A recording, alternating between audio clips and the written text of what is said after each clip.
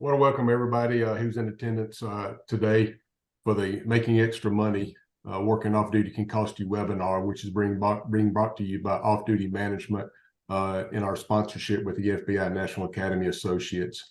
I'd like to thank the FBI, our profession, and also for allowing us to bring this important topic to those of you who have joined us today. I'm John Neal, one of the business development managers with Off Duty Management, a retired law enforcement officer from the state of Mississippi.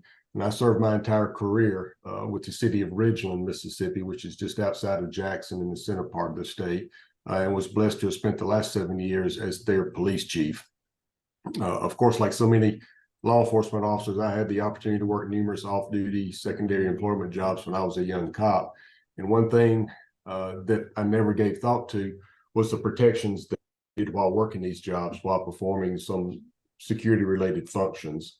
And that's going to be the focus of our discussion today, as we have a esteemed panel of guests who are going to be sharing some of their experiences and talking about how we can better manage these secondary jobs, off-duty employment jobs, from a risk management standpoint. We'll have two officers with us from the FAR Texas Police Department, Assistant Chief. We've got Detective Casimiro Chapa with us. Detective, I'll give you an opportunity just to kind of introduce yourself and a little bit about your professional background before we jump into your injury later on. So if you want to take just a few minutes and introduce yourself to those that are joining us today. All right. Well, good morning, everybody. My name's Casimiro Chapa. I started my law enforcement career here in about 2004 here at the Hidalgo County Sheriff's Office here in Hidalgo, Texas, which is the border county here to Mexico.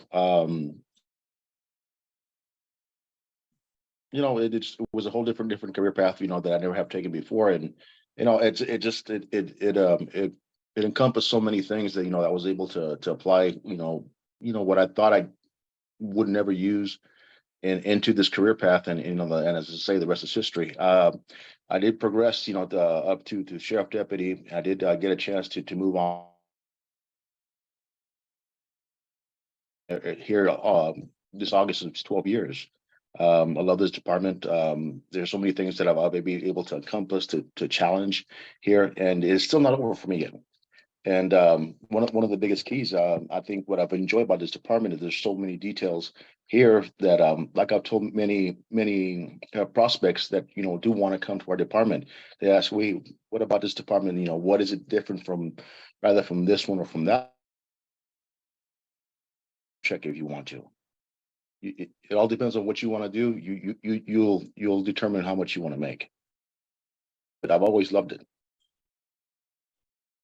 Yeah, right. And yeah, that's one thing that we see nationwide is that these secondary off-duty jobs, they don't go away. And even smaller agencies, if you will, and the 5 to 10 man agencies, they're going to be working these jobs as well. And far as what roughly about 80,000 people, I think is what we talked about on a previous call. So thank you for taking time out of your day today to kind of share some of your past experiences and headaches that you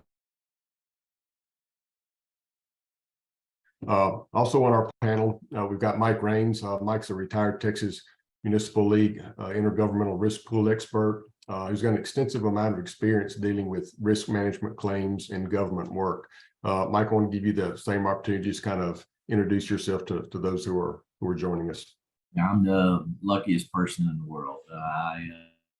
At age 24, I was able to get on board with an organization that allowed me to make a difference all over the state. And one of the things that I most enjoyed in my profession was defending police officers.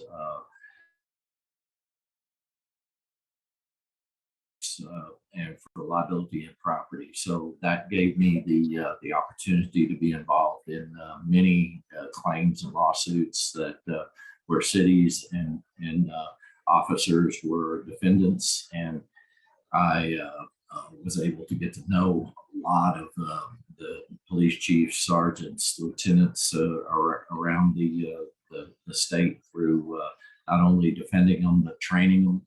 And it's been a great opportunity. So I'm here to talk a little bit about those experiences. Well, great, and we certainly value your expertise in this field, and from a risk management side of it. It's not a lot of stuff that law enforcement executives really even understand, and that's why we have risk pools that are in place to handle all that stuff for us. So again, welcome to the panel. Great to know you, great to meet you, and looking forward to all the information that you're going to bring to them as well. Sitting in the background on the call, we've got Kelsey Cruz, who's back in our home office back out in Katy, Texas. We've got a feature down on these Zoom calls to where if you want to ask us a question about anything that is discussed, if you want to just drop that question in there, Kelsey's going to monitor those for us. And we would all and encourage you to drop a question in there if something comes up. And we're going to try to leave a little bit of room at the end to maybe address some of those. So I want to go ahead and just jump right in, to kind of working off duty can cost you. So Detective Chopper, if you would, I know you were injured in a off-duty assignment here recently. I want to get you to explain a little bit about that and what your experiences were with filing that workers' comp claim. Okay. Well, we do currently have a contract with a construction company, which is expanding our interchange here in our city. That night we had to shut down the expressway, so we had everything running on the frontage. So it was traffic backed up, like New Year's Day. It was bad. It was bad. So we were outside directing traffic. It was myself and another sergeant currently out there. So we're directing traffic, and kind of working with each other like we always do, and no issues. He communicate with me, communicate with him. So this little variable came out of nowhere. One of the construction employees decided to come out there and redirect one of the signs, which had to be in place, I guess, for the traffic. Well, mind you, so he comes to my area where I'm at, so I kind of go shadow him a little bit, so make sure that that traffic doesn't run over him either. So I kid you not, I must have been maybe 20 feet, maybe 30 from him, a good distance away. So I'm watching the traffic to make sure he doesn't get run over. Well, he's moving the sign, and the sign is super tall. So when he turns it, I guess the wind catches it, and I guess he little sixth sense goes off, and you look up, and boom, right on the top of my head. It hit me. It didn't, lucky for me, it didn't knock me down, but I knew I was split open. Right in the middle of traffic, so it was kind of scary because traffic is coming, you got blood in your eye, you can't see what's going on. Needless to say, we got the bleeding stopped, ended up going to the hospital, ended up getting my head glued up. So at that point in time when I got hit, my first concern wasn't, oh my gosh, is insurance going to pay for this? That wasn't the furthest from my thought. So of course, I go treated, and I go home. The sergeant on scene makes the initial reports, gets submitted. Later on, as the what's it called? I start getting the calls from the claims benefits. Mm-hmm. So their question to me is more is like, well, who was paying you that night? And it's like, well, I mean, the company was, but I explained to them it's a contract with the city, and it's like they were more concerned about who was paying me rather than how did I get hurt. Needless to say, to sum up the long story short, is that they ended up denying the claim because I was not in basically working for the city. I was off duty. So needless to say, the other company that we contract through for the assignments of the jobs has no coverage unless you opt for it. And I know in an earlier webinar we mentioned something. Us as police officers, when we start our shift at the end of the day, we don't go in with that mentality. It's like, or is our insurance going to be effective today? Am I going to be covered in case something happens to me? We put on our uniform and we kind of take for granted that we have a blanket over us in case something does happen to us.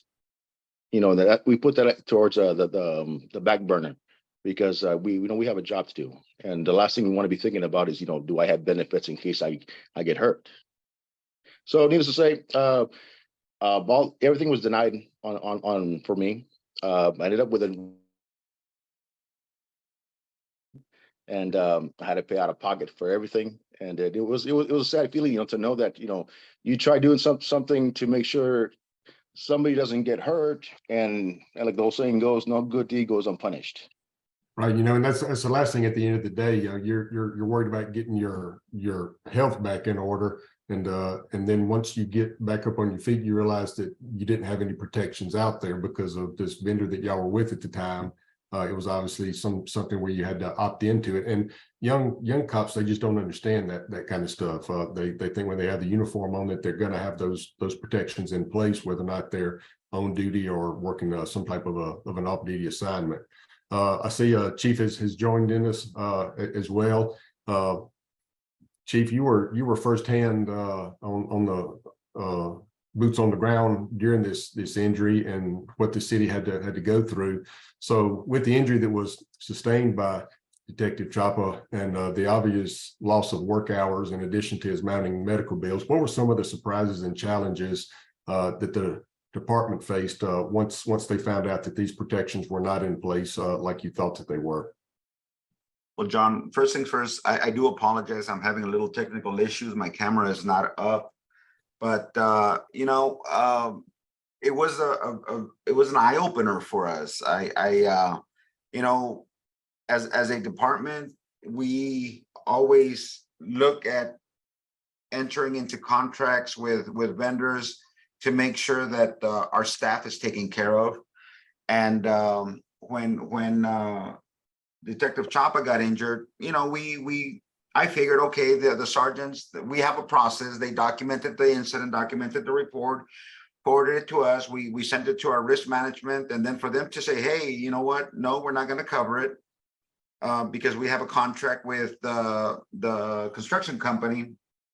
Then the construction company turns around and says, well, no, we don't cover it. That's why we hired the outside vendor. And then the vendor said, well, your cop didn't opt out for that insurance. And for me, I thought that was rather petty of them, especially when they said, hey, we're going to cover your people. They're going to be insured. There's no need to worry.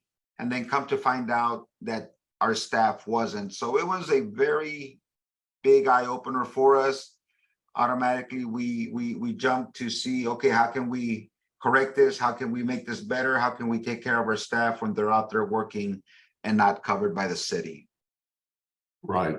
And you probably had to go back and touch each officer that had signed up to work off-duty jobs and make sure that they had opted in for whatever that coverage may be, versus having it in place already regardless. You want a solution that's going to have that there without them having to worry about it, or you as an administrator having to think about whether or not our officers are going to be protected. Without a doubt, you're absolutely right, John. So Mike, we're going to discuss several different avenues of insurance protections, whether it's from the liability standpoint or the workers' comp coverage during our talk today. But for now, if you would just kind of explain the different aspects of workers' comp insurance for an agency in their off-duty program. Yeah, John, first off, I want to say that Detective Chapa's situation is probably the most frequent thing that's going to happen in regards to insurance issues related to off-duty employment. Being hurt is not good. It's not easy. He accurately described what he went through, and but dealing with workers' comp and whether it's in place is a tough deal. And it doesn't surprise me that both the chief and the detective talk negatively about the process, because it's cold. It's actually set out. That you think of insurance and you think of policies and stuff. That's not what workers' comp is. It's a set out in the state statutes and there are no deviations from it. And that's the reason why all of these decisions have to be made very quickly. So I will say that it didn't surprise me when he said that they were asking those probing questions, because when a carrier gets a workers' comp claim notice, they have to make a decision on whether that claim is compensable or not within 8 days. And so that's their main focus. And it's a problem that every workers' comp claim adjuster has, because they want to act, they want to care, but I promise you that their focus is trying to figure out whether they owe anything or not first. And so let's talk about compensability. Mm-hmm. What makes a claim covered? You know, I'm going to use the word compensability because that's the correct word, but it really means covered. And when a claim is compensable for an employer, the employee has to be in the course and scope of their duties, and they have to be furthering the interests of the entity that they're working for, or in this instance, the public entity. And there are a few exceptions, like getting hurt during horseplay or going to and from work and stuff, but that's really not what we're here to talk about today. But unfortunately, these things do occur. They occur more often than you think, and we do really need to be prepared, and we need to prepare the officers by protecting them and leaving it up to them on whether they are going to buy the coverage or not, and then pay for it out of their pay is a decision that is not well thought out. And it's not because they're just ill-equipped to make that decision, because they don't understand the implications of it when they make that decision. Mm-hmm. So it's better just to universally take care of things. And that could be done in a couple of different ways. But, you know, and that's a great point that you made right there at the end, is that, you know, these officers are working these jobs for a reason. And, you know, whether or not they've got a family vacation coming up, or, you know, maybe there's Christmas is on the horizon, and the last thing that they want to do is number one, worry about whether or not I've got the protections in place in the event that I do get hurt or get sued. But also, are you going to take extra money out of their pocket for them to have to buy these services, if you will? Yeah. So, you know, what are some of the pitfalls that an agency or an officer might experience when there's a lack of workers' comp in place? You know, there's a lot of from Detective Chapa and done with, he had to come out of pocket for his medical bills, but you know, I will say first that more bankruptcies in the United States are due to medical issues not being able to be paid because they're not insured than any other instance in the United States. So that's the main pitfall, is the cost of medical care. And if it's not covered and you have to pay for it out of your pocket, if you can, you've got some providers that are willing to cut you a deal. That's really the toughest issue. But first, the officer is not on the job because of an injury. That means they may not be being paid. If they run out of sick leave, they're not getting paid. That's a horrible, over and above having to come up with the money that you need to pay your medical bills. If the officer is working, and what I'd really like to do here is kind of talk about the instances of when they aren't on the job and when they are on the job, because I think that's going to be the most important thing. In Detective Chapa's situation, he was off duty on a job working security at a construction site, and then got hurt he said that he was there to direct traffic, but at the time he really wasn't even doing that. He get some things set up, and a mishap happened, and he got hit on the head. Situation that can happen anytime. You can be walking around on an off-duty job, for instance, and or kicking someone off of a premises and get hurt. And those situations are usually not going to be covered. And with workers' comp because of the cost of medical. And you would think that you would be able to fall back on if workers' comp isn't there, then the health insurers are there as a stopgap. But there's some big questions right there on if they are going to pay when you're on the job. So you need to be careful there. The only way to avoid these traps is to make sure that you are covered. And that is, there's a couple of different ways that can happen. And I've seen that some cities or some public entities, whether it be counties or cities, go ahead and make their off-duty, and they just take it on. But I promise you, very few public entities will do that because they just don't have the means to be able to do it. They're having budgetary problems, and they're having a hard time funding public government as it is. So you're not going to see that very often. So really, the only other way to do it is if you're on the job, fine. Furthering the duties of your job, that means you're on your job, you're on duty, and you're going to be taken care of by your public entity. But if you're off the job and you're working off duty and you are found to not be furthering the interests of the city, then the only way that you're going to be able to consistently take care of that problem is to make sure that workers' comp is in place for the off-duty job. And in Detective Chapa's situation, that opportunity was there, but it wasn't foolproof. And so you want that base to be covered no matter what happens. And in my opinion, that's where off-duty management comes in.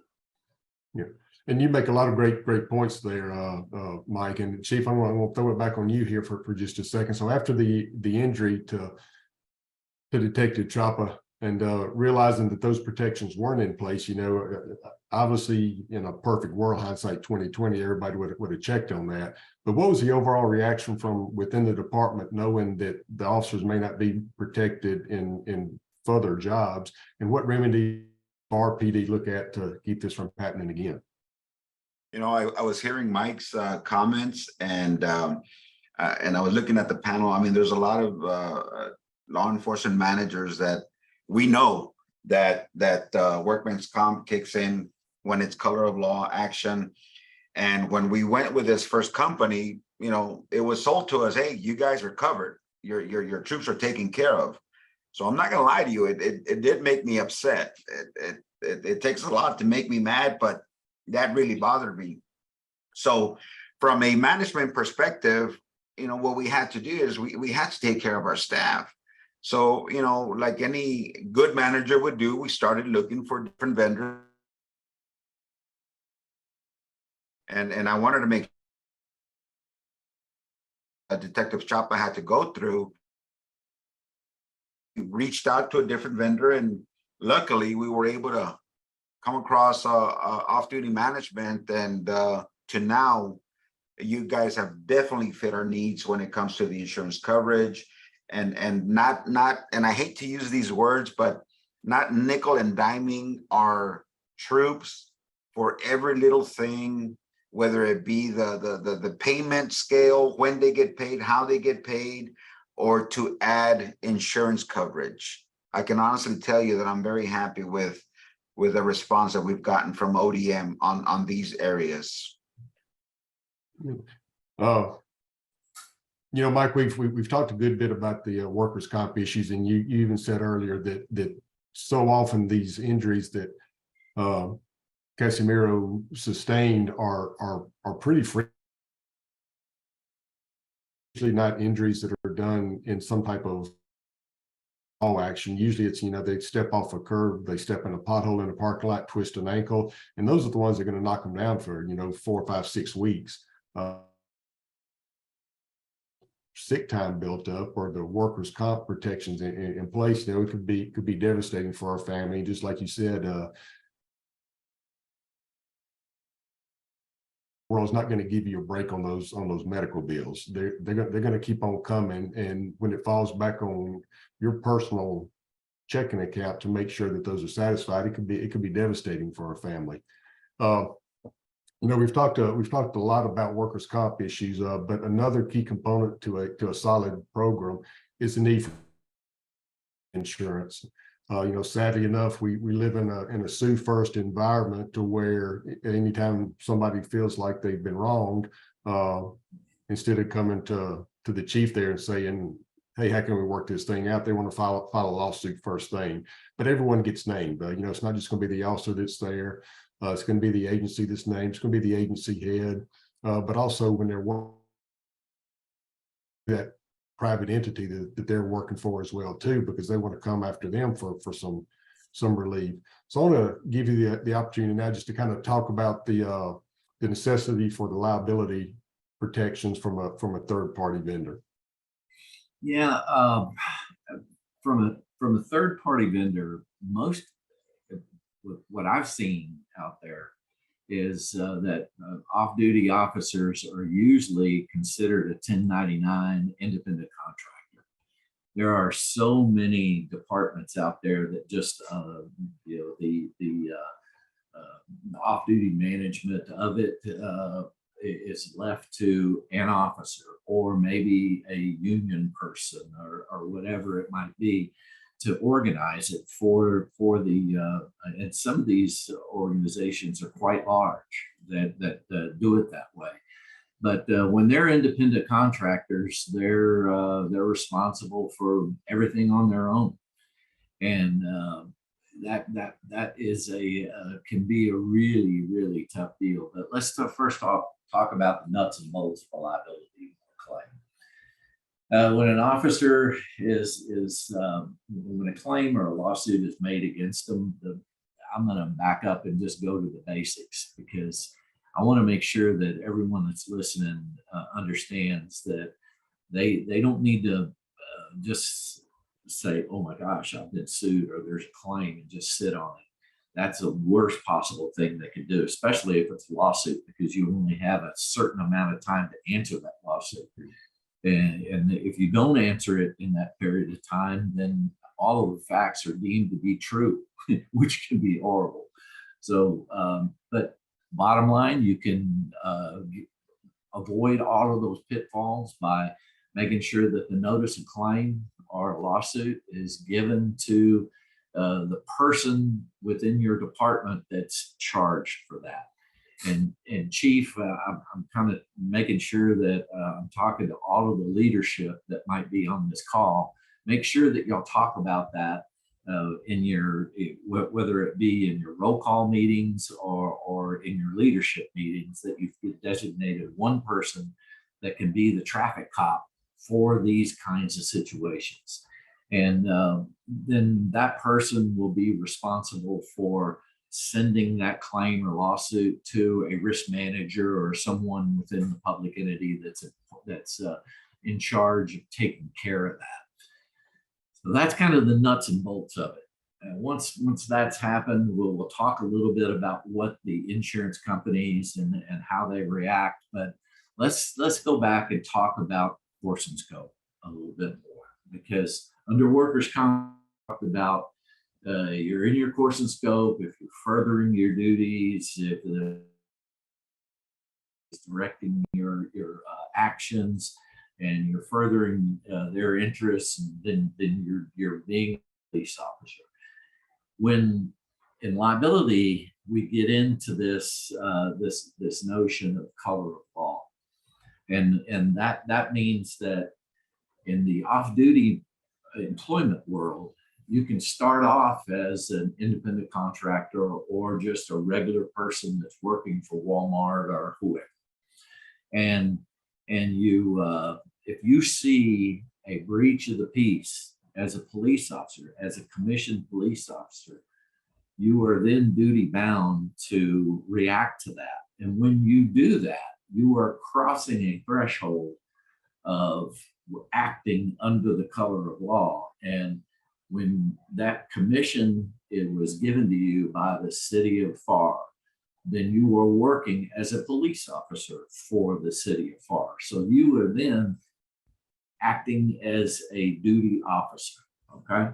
So that's kind of the process that every insurance company or whoever is going to be responsible for defending these lawsuits and claims.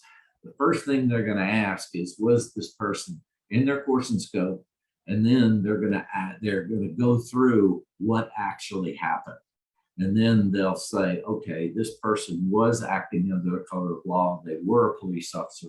Then they are my responsibility, or they are not my responsibility. So examples of acting under the color of law, seeing a disturbance and placing someone under arrest, clearly under the color of law, holding someone down and calling police. You know, if you're in your uniform and you've got your radio on, you see someone, a criminal act, you hold that person down, you call for backup, you are acting under the color of law.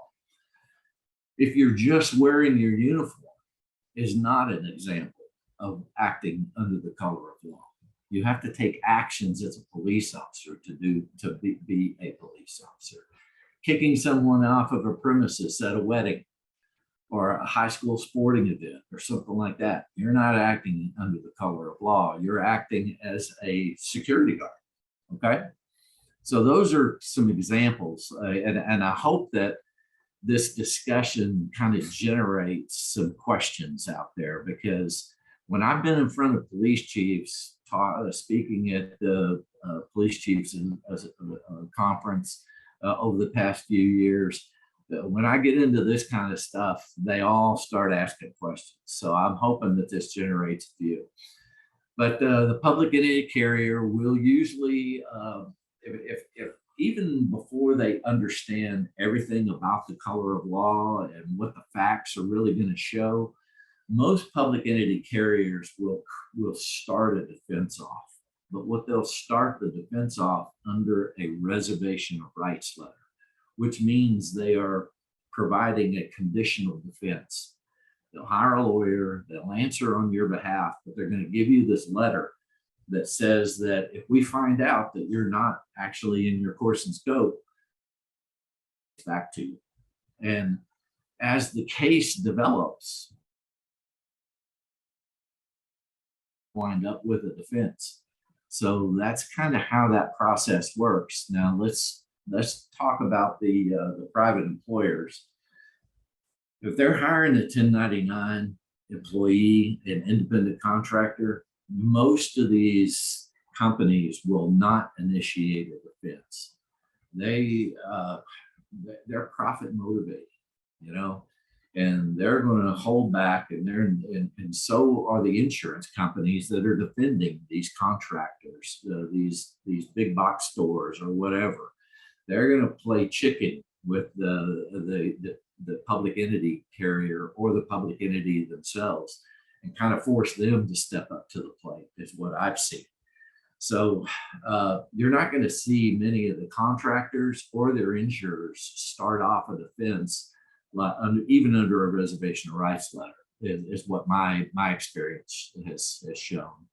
But the worst case scenario is when an officer is sued for something while they were off duty and never crossed the threshold of being a commissioned officer because they never were acting under the color of law.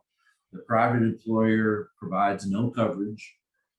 The officer is then on their own to defend themselves, and lawyers are not cheap. Having the ability to even know how to find a lawyer to defend yourself is a art in and of itself. And so you don't want to be in that kind of pickle ever. And if you go through this whole process, and most of the time, if people are cast off on their own trying to defend themselves, and a lot of times I've seen that they don't even hire a lawyer because they freeze in their tracks and they don't know what to do, and then a judgment is taken against them. Well, that can be awful, because now the truth is most people are judgment proof, and I'm going to go ahead and jump the gun and get into what judgment proof is. If you only own a house, a homestead, a car, a bank account, and a retirement, in Texas, we're pretty lucky because those things are protected from a judgment. But if you're independently wealthy, if you have land, or if you have something that is beyond just those things that I talked about, then they can be taken away from you. So those kind of, that's kind of the nightmare scenario. And again, just like in workers' comp, the way to take care of this is to have a system in place that provides liability coverage and workers' comp coverage, no matter what happens, whether they're on duty or off duty. That way the police officer is taken care of no matter what.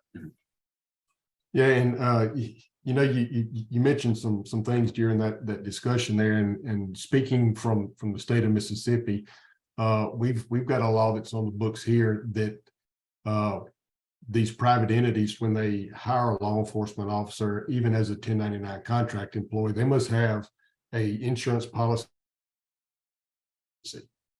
They want to protect that agency, and it says nothing in that state statute on what the protections are for the officer.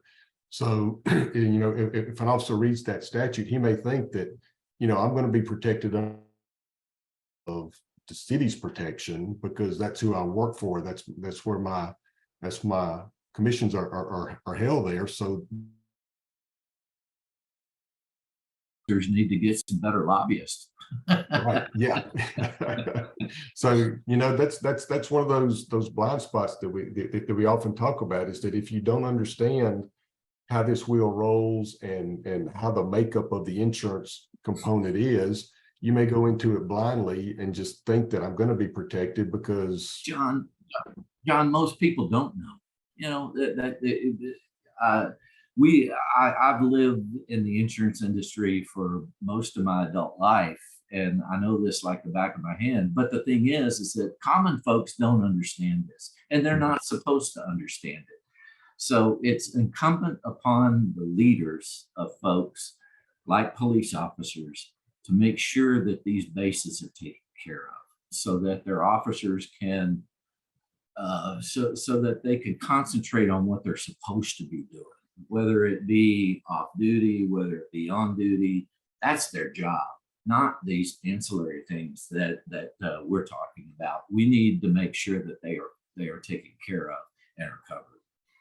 right, and there's solutions out there that obviously do that Right. for them without them even having to think about it. It's just part of the package deal, kind of like every car you buy now has got air conditioner in it. No longer is it an option for you. You're gonna get that on your car. That's right.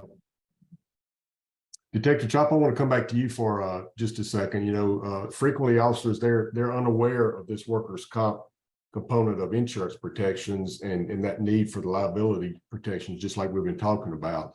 So from your standpoint now, obviously hindsight's 2020, and if we lived in a perfect world, we wouldn't even be having this webinar right now.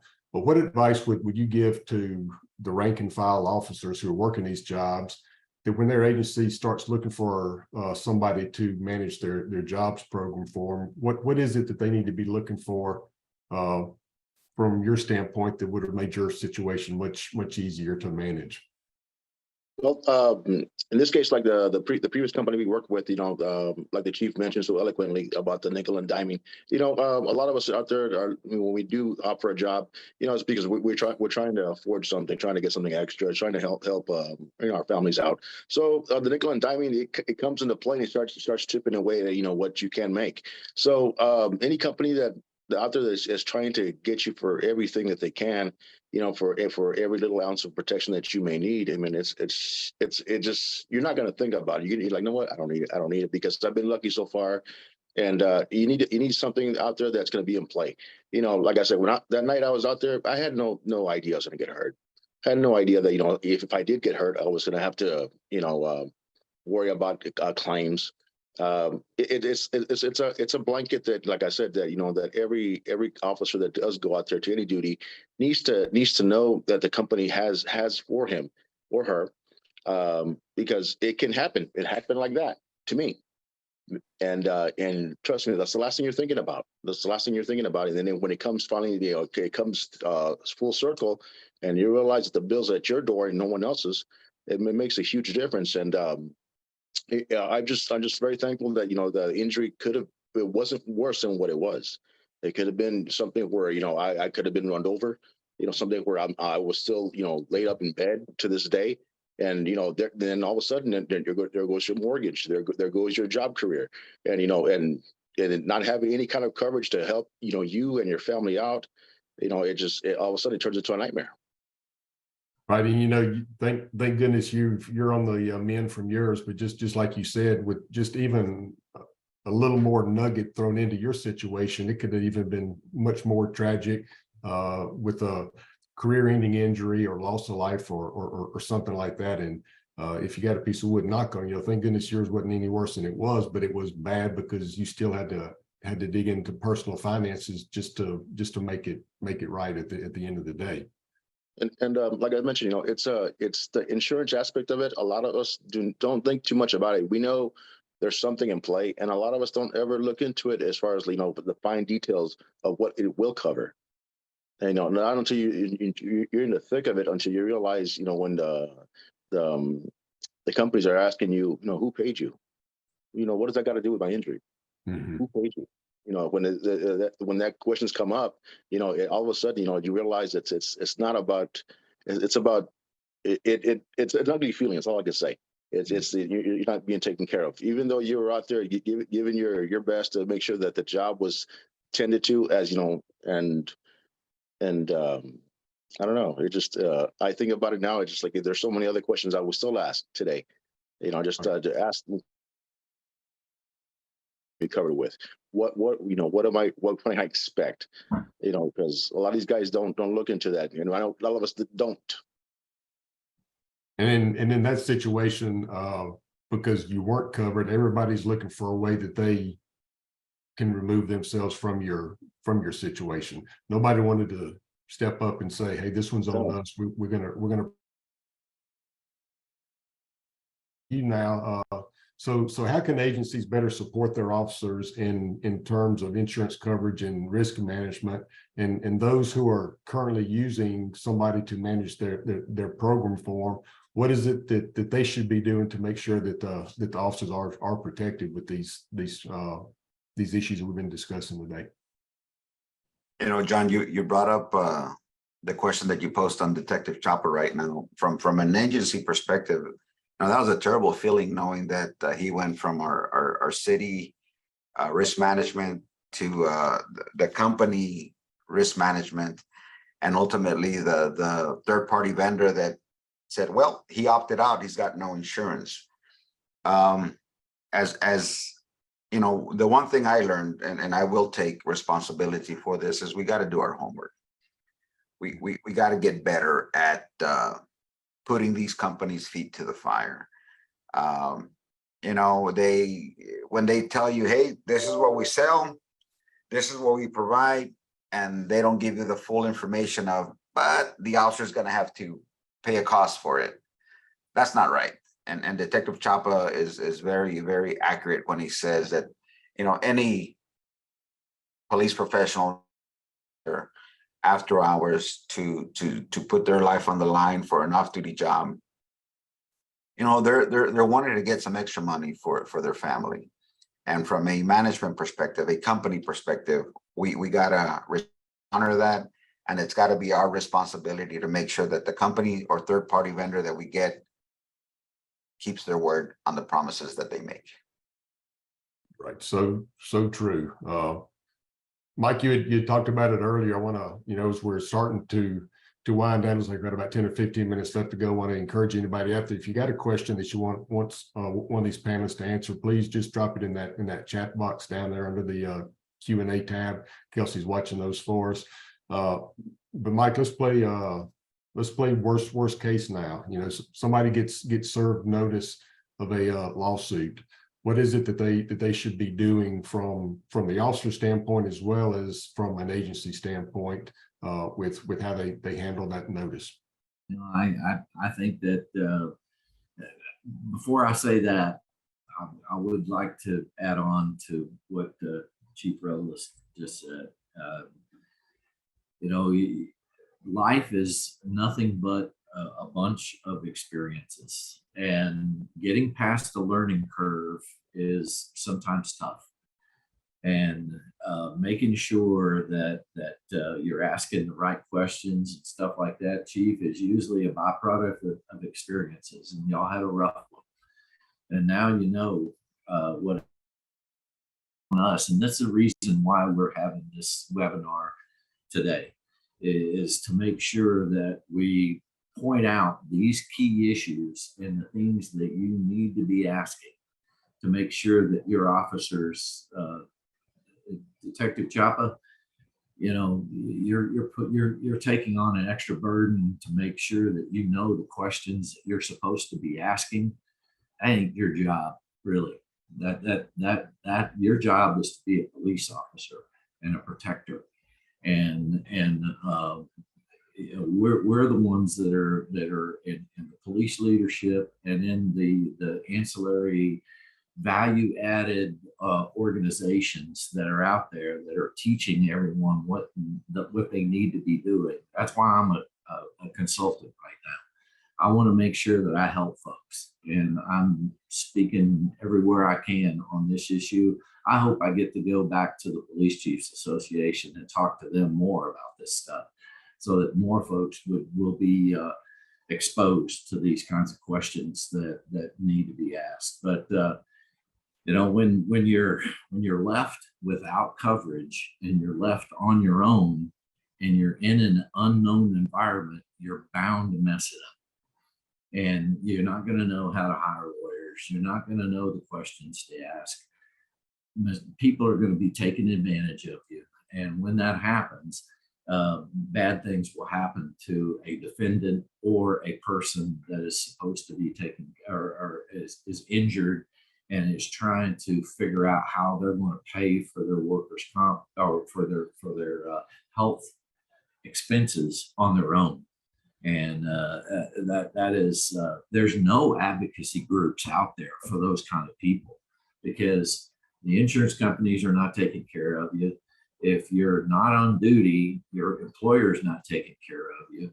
And so we need to put into place an advocacy group that has responsibilities for taking care of folks. And that's what we're really talking about here.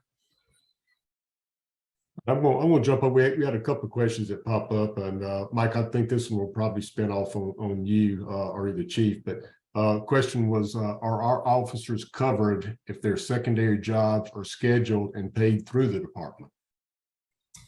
It can be. I mentioned that in the beginning of my talk, is if there is an agency or a city or a public entity that wants to make sure that they are covered, there are ways that their officers are covered during their off-duty jobs. There are ways to do that, but it is very expensive. You're going to be paying more for your liability coverage and your worker, what you're doing. And I'm not sure whether it's very manageable to be able to do that, but there are agencies that have tried to do that. Mike, you mentioned during the liability comments that companies often hold back in responding to a claim to force the government agency into taking on the responsibility. Yeah. So even so, the company, despite the officer being a 1099 contractor, clearly has exposure when they hire a police officer. So how can off-duty management mitigate risk for the company as well as the officer and agency? Well, you know, when you're a 1099 employee, you're an independent contractor. You're responsible for your own tax.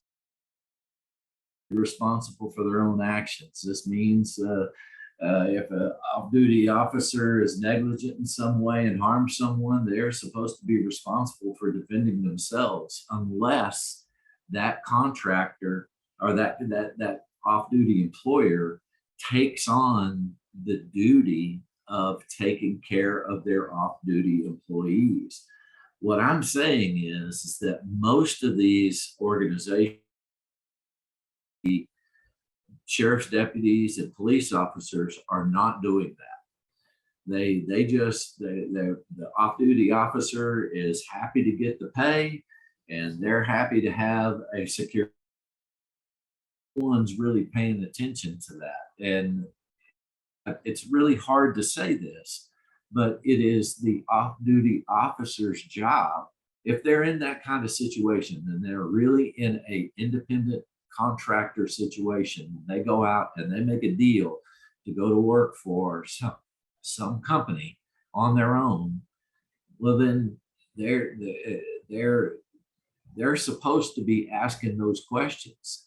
What I'm saying is that we need to take that burden away from the police officer. Yes. And make sure that they don't have to ask those questions. So the plain and simple answer to the question is that yes, the officer is responsible for all of those things. And if they don't cover that base, they're going to be left out cold. And we've got one that I think Greg's going to answer. Says, I'm curious, should an officer carry an independent errors and omissions insurance policy to protect from potential liability? Don, do you know the answer to that? I'm using Greg's account.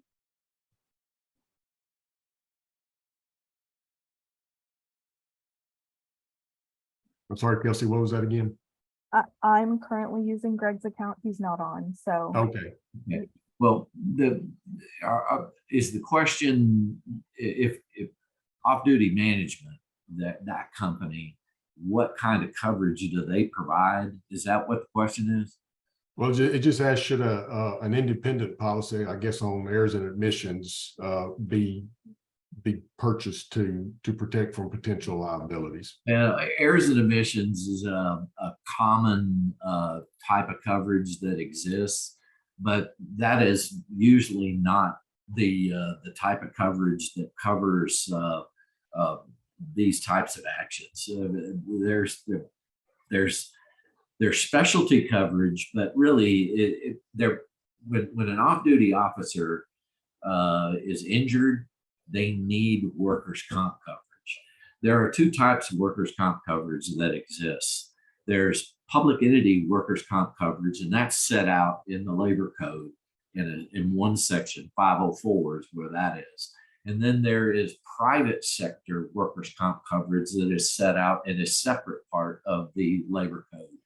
And what the officers need, if they're working off duty and they want to make absolutely sure that they're covered, they need that private sector workers' comp coverage to be in place. On the liability side, it's usually a general liability coverage that is going to cover for employees' negligent actions. Okay, you're not a cop, you're not a police officer, because we established that if you're off duty and you're doing your off-duty job and you never cross that threshold of being a police officer acting under the cover of law, you don't need law enforcement liability coverage. You need general liability coverage because you injured somebody, okay? And that's usually what that is, what that kind of coverage. Errors and omissions coverage usually covers things like directors and officers' decisions, employment matters and stuff like that, Title VII thing. Those are usually your errors and omissions coverage that covers that kind of stuff. General liability would be what you need if you're an off-duty employee and you want coverage. Okay. I hope that answered the question. Yeah, I think it did. Jay, there's a question out here about the video being available. Yes, it will be. Kelsey will get some of that information to those that were on the call. Robin, would like to get in touch with you and answer your question through some email or phone discussions. And then there was one on Anonymous that thinks that there's a fee that's paid to the city, and then the department pays the officer. They're under the impression that they're within the scope of duty and furtherance of the department, so they should be protected. Yes, just make sure that you are. Talk to your HR, some of your risk pool people there, just to make sure. That's going to be one of those few and far betweens, the way that most agencies handle off-duty work. But if you are, yeah, just make sure. And one for Chief there. How was the process for implementation, and what questions or reaction did your legal advisors or HR director have regarding the contract and insurance coverage that you're currently using with ODM? The process and implementation itself was very user friendly. ODM uses a application where each officer can access it from their phone. And as we know, 80% of our troops are less than 5 years. So, I mean, they walk around with that phone all the time anyway, so they know how to work it probably better than us. But as far as the insurance and HR questions, ODM was very helpful in getting those questions answered for us. Our HR, the main thing that they wanted to know, insurance. Our troops, are they going to be covered? Are we going to face the same issue that we did with the previous company? And when we were able to answer the questions that they had, that's when they approved the contract for us. I don't want to talk into, I know you said you were going to, John, email Robin, but as far as the FAR Police Department, we pay zero. The vendors, the companies that hire our troops, they are the ones that pay the fees. They are the ones that, incur the cost. As a police department, we don't. So that's an extra plus. But from a police manager perspective, for those police leaders that are out there, like John and Mike said, just review your policies, get with your HRs. It's a terrible feeling knowing that one of your troops got hurt, you can't help them, and they're pretty much left out to dry on their own. That's the main reason we changed from our previous vendor to ODM. And guys, they're not paying me. They're not giving me anything. This company meets the needs of the FAR Police Department. They have kept their word, and they've done what they said they were going to do for us. And I would recommend it to anybody. Thank you, Chief, for those comments. Chief, that was could I say that's a really big issue. When your HR and your lawyers are looking at this, they do need to recognize that the types of coverage that is being put in place, like I said, that private sector workers' comp coverage needs to be in place, and then general liability coverage with adequate limits, with make sure that all of the things are in place that makes it a premier coverage. But the second thing is that the business model that ODM is putting together is that the contractor, the person who is hiring the police officer, is the one that incurs the costs of the extra coverage. And that's a brilliant move, because it's not the officer, and if they want that officer and they want to avoid the pitfalls of not being able to cover a person while they're off duty, we've already handled that problem for them. So we're even doing them a favor by making sure that base is covered, because believe me, whoever was employing Detective Chapa, they probably got some negative press about what they did and what they weren't able to do because their carrier wouldn't step up to the plate. So, and they didn't like that. I promise you, they didn't like it. Great points. Detective Chopper, I want to come back to you for as we're winding down. Looks like we're just about at our time limit, but I want to give you an opportunity to kind of have some closing remarks. Well, like I said, for all those would-be officers that do want to work off-duty details, it's something that you need to really consider to look into as far as insurance, because like I said, and I must maybe sound like a broken record, but not one of us honestly thinks about our insurance coverage in reference to when we go out there, where we're just out there looking to earn an extra buck, and what we might incur if something does happen. It's opened my eyes a lot now. So it's something that one should review, one for their staff and one for themselves too. Very good points, Mike. I tell you what, I'm glad that we're having this forum, and I hope to be able to talk to anyone that needs advice on this. Please call. Excellent, excellent. Well, that's going to just about wrap it up for us today. I want to thank Assistant Chief Robelis, Detective Chopper for your time, and thank you for your service. Mike, obviously the expertise that you bring to the table, I think, was a lot for the people who joined in on the call with us today. But back to our off-duty management team, thank you for the opportunity and what we do as a company to make sure that we're protecting officers out there. This is a service that is certainly not tops on the chief's priority list, but when something goes wrong, you're going to wish that you had it in place. So for anybody that's on the call, please reach out to us. We would love to share our solution with you. And as Chief said, it's at no cost to the agency. So you're at least doing yourself a favor if you at least hear what we have to offer. So with that being said, I've got just a little bit over an hour on this. So I want to thank you all again, and look forward to seeing you in person sometime soon. Thank you all for joining us.